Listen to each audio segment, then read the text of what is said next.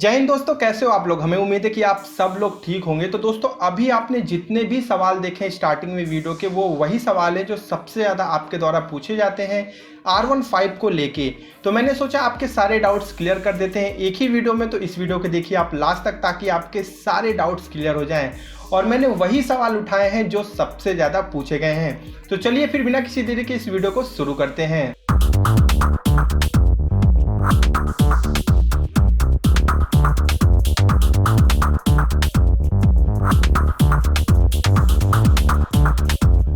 तो दोस्तों, यहाँ पे जो सबसे पहला सवाल हमने उठाया है वो ये है कि यहाँ पे आप पूछ रहे हैं कि IM 5.3 can I try it and V2 से V3 की सीट हाइट कितनी ज़्यादा है। Please reply both questions. मतलब कि सीधा सीधा बात ये है कि ये एक ऐसा सवाल है जो सबसे ज़्यादा पूछा जाता है कि यहाँ पे R15 V3 के लिए सबसे सुटेबल सीट हाइट, सबसे सुटेबल जो हाइट है वो कितनी होनी चाहिए। तो मैं आपको बता दूं कि 815 mm की सीट हाइट है R15 की। तो अगर आपकी हाइट जो है 5.5 से कम है तो आपको प्रॉब्लम हो सकती है, लेकिन अगर आपकी हाइट 5.5 से ज़्यादा है तो आपको प्रॉब्लम नहीं होगी। तो इसलिए मैं आपको एक सजेशन देना चाहूँगा कि आप अपनी हाइट को इशू ना बनाते हुए एजेंसी विजिट करिए और उनसे मांगिए टेस्ट राइड। कम से कम 4 से 5 किलोमीटर तक का टेस्ट राइड लीजिए।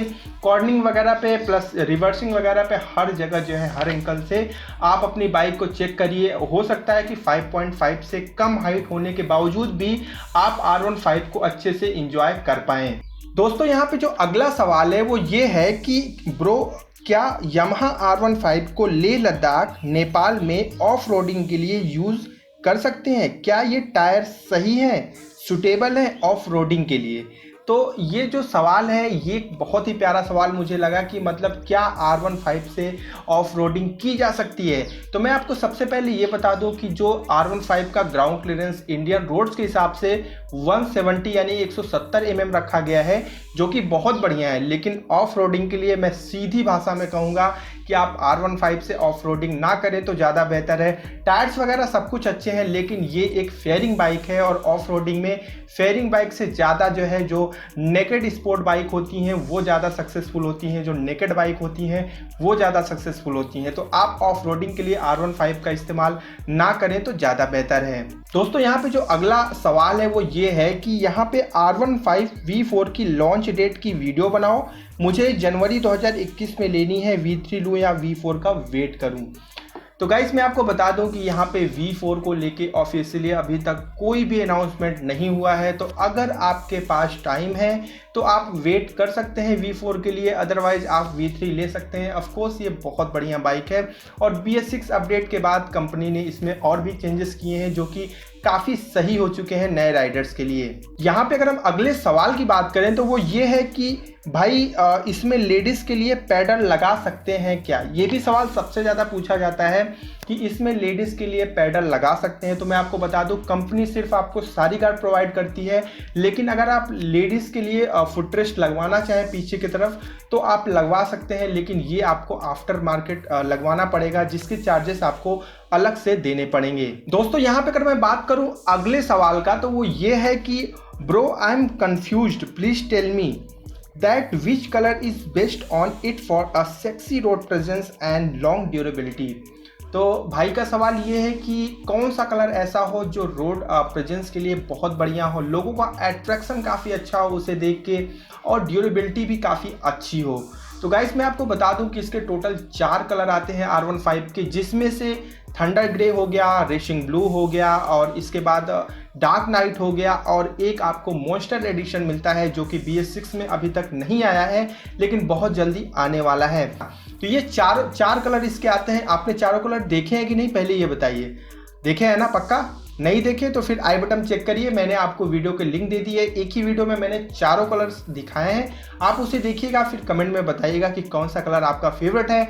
अगर मैं बात करूं अपनी तो आपको बता दूं कि जो रेसिंग ब्लू कलर की जो R15 है वो मुझे सबसे बेस्ट लगती है, और उसका जो रोड पे अट्रैक्शन है लोगों को लेके वो काफ़ी अच्छा मुझे लगता है, क्योंकि इसमें जो व्हील्स आपको मिलते हैं वो भी आपको थोड़ा आपको ब्लू कलर के देखने को मिलते हैं। तो जो लोगों का अट्रैक्शन है ब्लू कलर को लेके वो मुझे मुझे लगता है कि काफ़ी ज़्यादा है, लेकिन आप कमेंट में बताइएगा कि आपका फेवरेट कलर कौन सा है R15 V3 BS6 मॉडल का।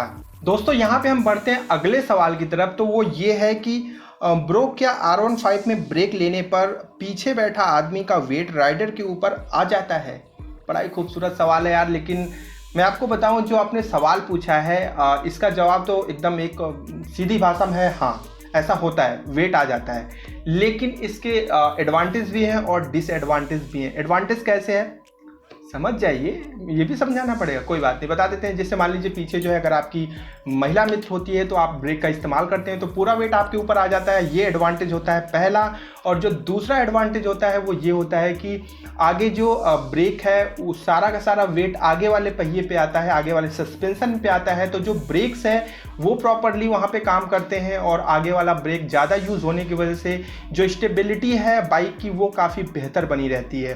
तो ये एडवांटेज हो गया। अगर मैं डिसएडवांटेज की बात करूँ तो जो पीछे अभी तक महिला मित्र थी उसकी जगह अपने दोस्तों को बैठा दीजिए, फिर आपको डिसएडवांटेज खुद समझ में आ जाएगा। क्योंकि अगर आप ब्रेक यूज़ करेंगे तो जाहिर सी बात है फिर जैसे ही उसका वेट आपके ऊपर आता है तो फिर आप बोलेंगे अबे साले पीछे से भी आवाज़ आएगी अबे साले, ठीक है। तो ऐसा कुछ होता है। तो ये बात बिल्कुल सही है आपकी, पीछे वाले का जो वेट है वो पूरा आ जाता है जैसे ही आप ब्रेक का यूज़ करते हैं। लेकिन अगर आप धीरे धीरे ब्रेक यूज़ करेंगे तो ऐसी कोई प्रॉब्लम नहीं आएगी, अचानक से ब्रेक यूज़ करेंगे तो ऐसी प्रॉब्लम आएगी। दोस्तों अगर हम अगले सवाल की तरफ बढ़े तो वो ये है कि are the headlights of R15 V3 bright enough for night? तो भाई ये पूछ रहे हैं कि क्या इसकी जो हेडलाइट्स हैं वो रात में जो उनका परफॉर्मेंस होता है वो इनफ है, सही है या फिर नहीं है। तो दोस्त मैं इसमें आपको एक बात बता दूं कि R15 V3 BS6 मॉडल का जो मेन हेडलाइट है उसमें पूरा LED कंसोल है, तो उसको लेके मैं संतुष्ट नहीं हूं। क्योंकि अगर आप रोड पे लेके चलते हैं रात में और सामने से कोई उजाला आता है, अगर मान लीजिए सामने से R15 आपके आ रही है तो अगर आप उसे देखेंगे तो आपको लगेगा वाह क्या ब्राइटनेस है, क्योंकि वो एकदम चकाचौंध लगती है आंखों पे। लेकिन अगर आप खुद R15 चला रहे हैं और सामने से कोई दूसरी बाइक आ रही है तो आपको ऐसा लगेगा कि यार इसका उजाला गया कहाँ, लाइक एकदम खोस आ जाता है। बहुत अच्छा उसका परफॉर्मेंस, बहुत अच्छी विजिबिलिटी जो है रोड पे नहीं है R15 की, बट इतनी बुरी नहीं है कि आप चला ना पाओ। ऑफकोर्स अच्छी है, लेकिन ये कहिए कि बहुत अच्छी है तो ये बिल्कुल नहीं है। दोस्तों अब बढ़ते हैं वो दो सवाल जो सबसे ज़्यादा पूछे जाते हैं, जिसमें पहला सवाल है इसके प्राइस को लेके बहुत ज़्यादा कन्फ्यूजन होता है कि इसकी ऑन रोड प्राइस क्या है और एक्स शोरूम प्राइस क्या है। तो मैं आपको बता दूं कि जो डार्क नाइट एडिशन है उसकी प्राइस सबसे ज़्यादा है, लगभग 1 से 1,500 रुपये महंगी है इसके अदर कलर्स के अपेक्षा। तो मैं आपको बता दूं कि 1,49,000 यानी कि 1,49,000 के करीब इसकी एक्स शोरूम प्राइस है प्रयागराज यूपी में।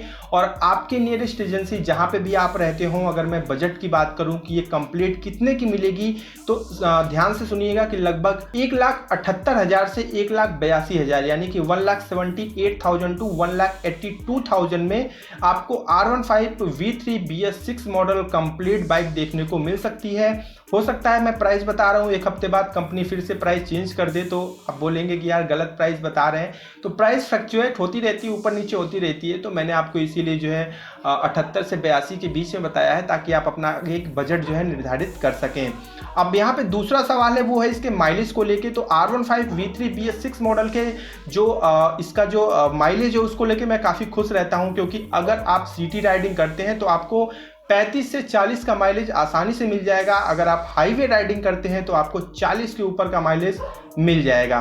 तो ये कंप्लीट जो आपके सवाल थे जो सबसे ज़्यादा आपने हमसे पूछे थे वो मैंने आपको बता दिए। अभी भी अगर आपके कोई डाउट है या फिर आप हमसे पर्सनली बात करना चाहते हैं तो हमारी Instagram ID David Rahul GR पे आप हमें फॉलो करके डायरेक्ट मैसेज कर सकते हैं, या फिर आप जो है कमेंट में हमसे जो है पूछ लीजिएगा। हम अगली वीडियो में आपके सवाल को जरूर शामिल करेंगे। तो कैसी लगी वीडियो बताइएगा, और संतुष्ट है या फिर नहीं ये भी आप बताइएगा। तो मिलते हैं अगली वीडियो में कुछ नए फ्रेश अपडेट के साथ। खुश रहिए, मुस्कुराते रहिए, और जब भी चलिए हेलमेट का इस्तेमाल जरूर करिए। मेरे सभी दोस्तों को मेरी तरफ से जय हिंद, जय भारत।